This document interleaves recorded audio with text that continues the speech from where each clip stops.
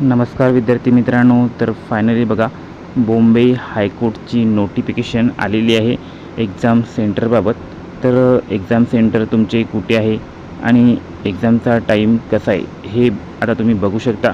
Clerk आणि शिपाई दोन्ही एक्झामची माहिती जी आहे ती पब्लिश झालेली आहे. तर बघा तुम्हाला बॉम्बे हायकोर्टच्या ऑफिशियल वेबसाईटवर यायचे आहे आणि तिथे आल्यानंतर बघा इथे पिऊन हमाल आणि फराशचं जे रिक्रुटमेंटच्या याच्यावर गेल्यानंतर तुम्हाला बघा इथे पिऊन हमाल आणि फराशसाठी तुम्ही ज्या जिल्ह्यातून फॉर्म भरलेला आहे, तुमचा जो जिल्हा आहे ॲड्रेसमधला, त्या जिल्ह्यात तुम्ही क्लिक केल्यावर त्याचा PDF ओपन होऊन जाईल आणि तो PDF ओपन झाल्यानंतर तुम्ही तुमचं नाव त्यामध्ये सर्च करा.